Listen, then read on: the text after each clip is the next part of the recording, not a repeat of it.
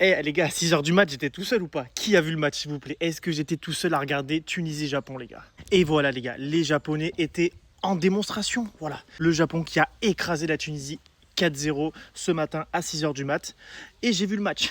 J'étais dans le dur, j'étais dans le jus, mais j'ai vu le match et franchement, c'était très beau à voir. Les Japonais qui se sont logiquement imposés face à une pauvre équipe de la Tunisie qui a pris 9 buts en 2 matchs dans cette Coupe du Monde.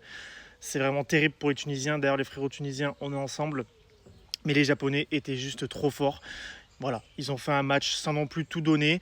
Et puis voilà, franchement, ils étaient juste au-dessus. Pour commencer d'ailleurs, petite stat, le Japon est la seule équipe asiatique dans l'histoire de la Coupe du Monde à avoir mis 4 buts dans un match. Donc franchement, c'est pas rien, c'est une belle performance de la part des Japonais. Non voilà, on l'a vu encore ce matin pour ceux qui ont vu le match. Je sais pas si on est beaucoup à l'avoir vu, mais la rigueur tactique des Japonais, elle est juste impressionnante. Alors ce matin, en vrai, il n'y a pas eu d'ajustement tactique, c'est-à-dire qu'ils n'ont pas changé.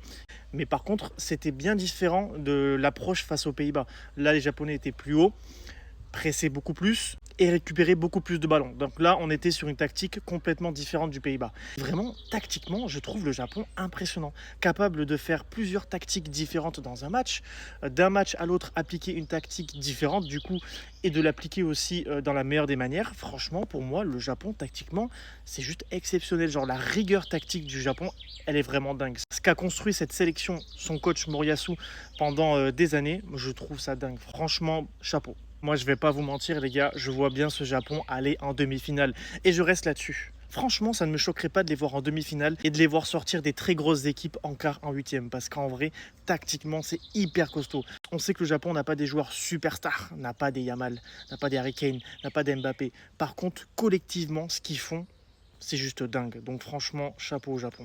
En plus de ça, si les mecs sont supportés par Vegeta et Sangoku, on est foutu. Non, franchement, on est foutu. Donc voilà, force aux Tunisiens qui sont éliminés de la Coupe du Monde.